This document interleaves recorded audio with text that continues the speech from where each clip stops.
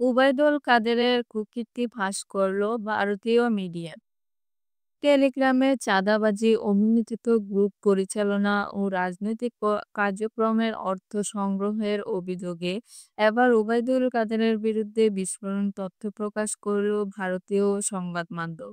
ক্ষমতা হারানোর পরেও আওয়ামী লীগের এই শীর্ষ নেতা কিভাবে ভার্চুয়াল মাধ্যমে দল পরিচালনা ও অর্থ আদায়ের চেষ্টা করছেন তা তুলে ধরা হয়েছে ওই প্রতিবেদন।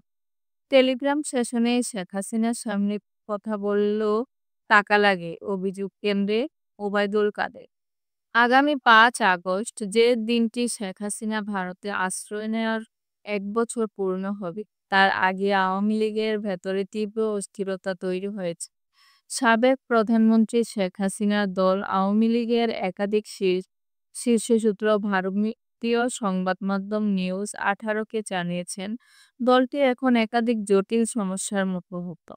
বাংলাদেশে দলটি নিষিদ্ধ হওয়ায় নেতারা খুব একটা অবাক না হলেও টেলিগ্রাম প্ল্যাটফর্মে দলীয় নেতাকর্মীদের কথা বলার সুযোগ করে দিতে টাকা আদায়, অনুমোদনহীন গ্রুপ গজিয়ে ওঠা এবং এসব গ্রুপে গোয়েন্দা সংস্থার অনুমোদন, এসব ঘটনায় বিস্মিত আওয়ামী লীগের শীর্ষমহল।